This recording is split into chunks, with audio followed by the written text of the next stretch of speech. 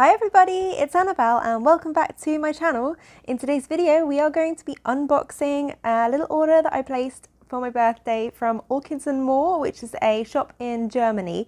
I've never ordered from them before. My friend Melissa has, and she kind of guided me through the checkout process a little bit because I found their website a little bit confusing, and if I hadn't had her to help me I probably would have chickened out and been a little bit put off by their webpage experience. Basically you have to add things to your basket and then you send like a request, and then they send you an invoice, and then depending on the order, the location and the size of the order, they either ask you to pay like after you've received the invoice, to like privately PayPal them the money, or they have a credit card option or another payment option I think, or if you have I don't know what the conditions are, but Melissa was able to receive the orchids and pay upon receipt, which is quite a cool feature, but that wasn't an option for me. They seemed to want me to pay in advance. Totally fine, I appreciate that and I expect that. It was just a little bit confusing, the whole process, so I thought I'd show you guys what I was getting today because I found it a little bit confusing. Hopefully it'll give you some faith that you will get your orchids and it's not dodgy, because it seemed a little bit dodgy to me. I like a smooth, easy to navigate web page and an easy checkout process. A lot of orchid websites don't operate like that though. I guess they're kind of smaller businesses and we just got to understand that, and whether we get good quality orchids or not is really what matters at the end of the day, not the navigation experience. So I'm going to unbox some orchids with you guys, and these are mainly Tolumnias. I've got really into them since finding out that I can grow them. My Tolumnia from Nina, which I will update on soon, is now spiking. Super excited. It's in a little orchid top pot. I've shown you it before, but I'm going to update when I repot these and do like a full how I care for Tolumnia video. So let's just get unpacking. As you can see, I've partially opened this box already to speed this up, and I think this is going to be quite a quick unboxing. Let's just get into it. So first comment I want to make, arrived very quickly.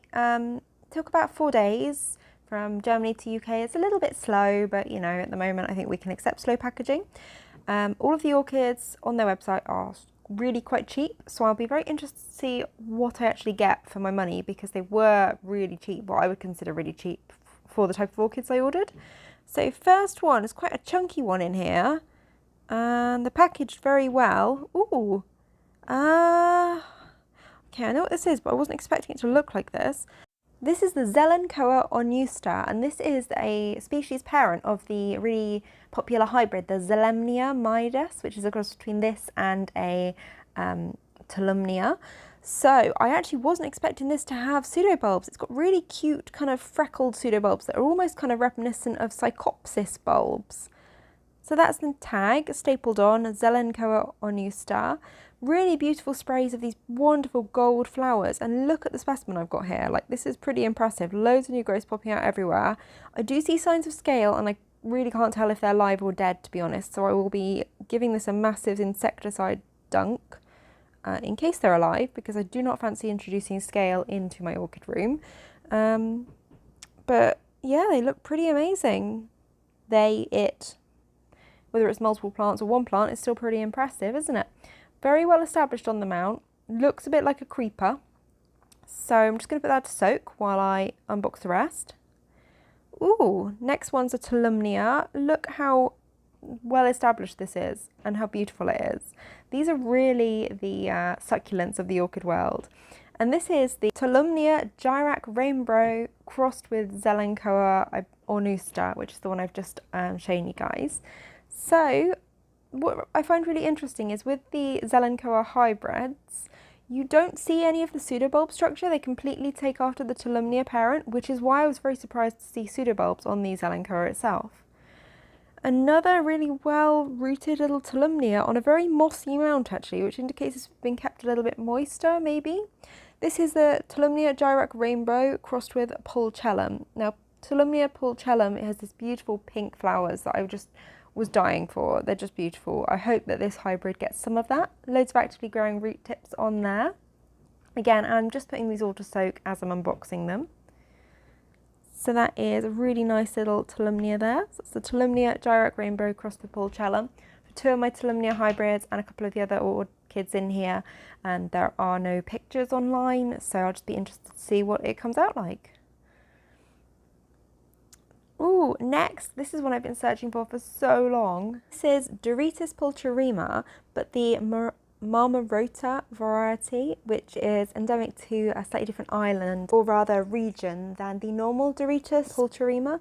And it has this gorgeous mottled leaf that you don't see on the normal form, which is just stunning. And there are actually 2 plants in this pot, which was as advertised. Again, really cheap. These are quite small, but they're not the smallest I've seen. It's quite a relatively compact orchid. I think the flower form is very slightly different as well to the normal Doritis pulcherrima. There aren't any images that I can use online, but if you do a Google search, you'll see the flowers on some other people's images. Really healthy looking plant, loads of root tips, loads of actively growing root tips. So that's the Doritis pulcherrima Marmarota. Look at those gorgeous leaves. I love leaves on phals that are a little bit more decorated. There are some gorgeous foliage phals out there. Really happy with this little Phalaenopsis and super glad that I've got one at last. I don't have any Doritis, or now Phalaenopsis pulcherrimas, but I've wanted one for a while, but I really wanted this variety because of that foliage. So I'm really happy that I have it. So next we've got another little Tolumnia coming out of the peanuts, and again quite a nice looking little plant, a little bit smaller, a little bit less bushy. This is the Tolumnia Henkenii crossed with Trichetra. Really gorgeous flowers on this one, which is why I picked it. The Henkenii seems to have really beautiful flowers, so I'm really hoping that I can get it to bloom fairly soon, maybe this year. I will be unmounting some of them and kind of doing some experimental setups with a couple of these. More to follow on that. I'm quite excited about a new kind of idea I've had for growing them. So we'll see how they do on that, but I will be putting in a few in like net pots to kind of mimic the orchid top type. Just trying to see if there's anything else actually in here. I think there is.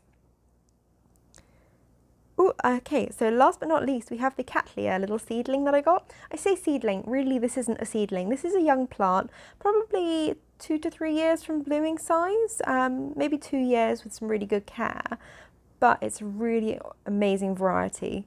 You're going to get so excited over this, I think. I'm super excited over it. So this is Cattleya Leopoldii alba, variety Green Jade. So beautiful, green and white flowers, really waxy, shiny, glossy, just beautiful, and I cannot wait until I can get it to flower. I'm quite happy with Cattleyas to buy at this size because this to me is a perfect size. Transition to semi-hydro, it's got a new growth, probably new roots about to start, and then sometimes younger plants are actually easier to transition to new setups than older plants. Older plants seem to almost get a little bit set in their ways, and then also you've got the kind of stress of them dumping a lot of roots, whereas with a young plant they can recover quite easily. They've not invested too much in terms of resources into getting to that size. It's my belief anyway. Obviously they're probably easier to kill because they've got less storage, but I just find the transition a little bit easier. So that's the Cattleya Leopoldii Green Jade. I'm just going to do a little roundup now. So here, soaking away in this big bowl of nutrients, we've got the Zelancoa onusta, which is gorgeous, really surprised me. Masses of roots, really kind of crawling all over this mount. I'm going to have to mount this. There's no way this can be potted, in my opinion. So I've got a kind of creative inorganic mount idea for that one that I'm going to test out. Super excited for it. I'm not going to disturb it too much. And this little bushy, cute little succulent Tolumnia guy is the Tolumnia Gyrac Rainbow crossed with Zelancoa onusta. So this is crossed with this little big guy over here. And next up, another bushy little Tolumnia, really well established on the mount. And this one is the Tolumnia Gyrac Rainbow crossed with Pulchellum, which is the kind of pink flowered Tolumnia. And then we have this little guy. And this is the Tolumnia Henkenii crossed with Trichetrum. And then we've also got the Cattleya Leopoldii alba variety Green Jade and the Doritis pulcherrima or Phalaenopsis pulcherrima variety Marmarota with the gorgeous little freckled leaves. And I'm super excited. This Cattleya looks super healthy. Yeah, really happy with this order overall. They were all super cheap plants. I don't really think you could ask for much more for the price in terms of value for money of what I've got. So all of these guys are going to have a little soak in some nutrients. Yes, I have put these all together. I don't have enough bowls for them all separately, so they're just going to have to live with it. And this is where they are going to live, on my new DIY plant stand that I will show you guys how to make in a later video. So make sure you're subscribed and notifications are on if you are interested in seeing how I made this. And I've got some little white net pots that I'm going to be using with lava rock for some of the Tolumnias. I'm going to kind of DIY a little saucer onto the bottom to make watering easier, and just let them dry slightly in between waterings, but still have a little bit of a reservoir to give them a couple of days, obviously when it's warmer. And this is the Zelenkoa Onusta, and this one is not going to go into a net pot. This one is going to stay mounted, and I'm going to try out a new setup with it. So that is everything today. Thank you so much for watching my little birthday succulent Tolumnia haul. They're so cute and adorable. I just love them. I'm really getting into them. And I hope you enjoyed this video, and thank you so much for watching again. If you did enjoy it, don't forget to give it a like or subscribe to my channel. And I will see you guys all later. Have a wonderful day. Bye!